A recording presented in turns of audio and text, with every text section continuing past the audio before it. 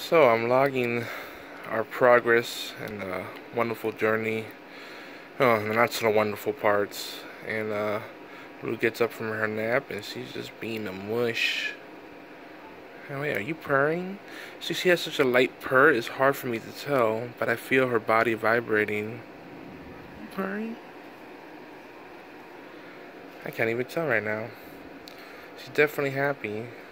Bumping her head against me and just being a total doll.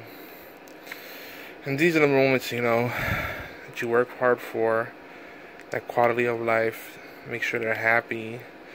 Because if you treat them and they're still miserable, it's like, well, why are you doing that? You're just being selfish.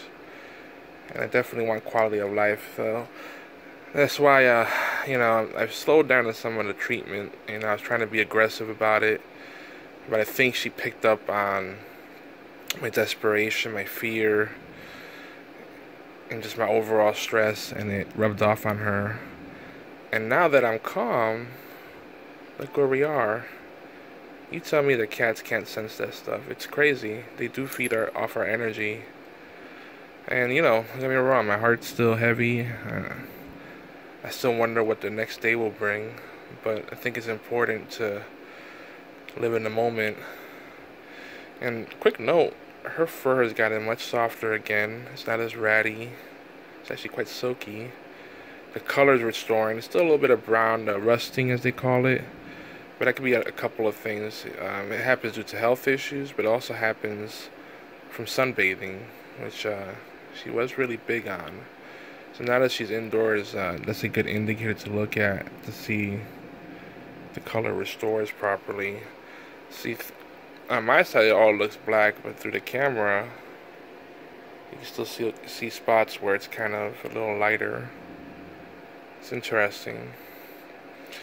But I thought I'd check in with you guys. I'm gonna finish recording my thoughts, some of the things that we've done, the progress we made. Just going through all of it, I feel a lot better.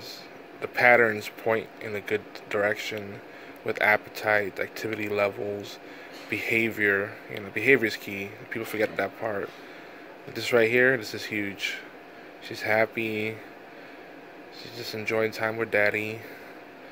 And this is what we're working towards, so we can have more moments like this for however long, God wants or she wants, Ultimately, it's her choice, and that's the tough part, is respecting your pet's wishes, because they can't really talk, but they let you know, hey, I don't like this. And from a medical perspective, if they're agitated and stressed, their condition is going to decline anyway, so why force the issue? So a lot of eye-opening things. And we didn't do our sub-Q today. I just want to end the video on this point.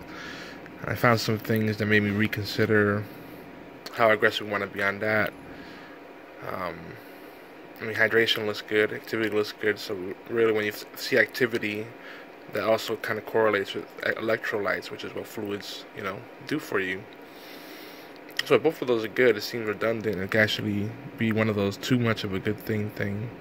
And I've read that it actually affects appetite. So I'm going to consult with people that I trust on the topic and do more research on that. But just something to think about if y'all are doing sub-Q, maybe a lower dosage. It definitely helps. It's definitely a great thing. A lot of vets are big on it, but really interesting, More stuff to think about tonight, and not gonna get much sleep, so back to work. Alright guys, talk to you soon. Peace.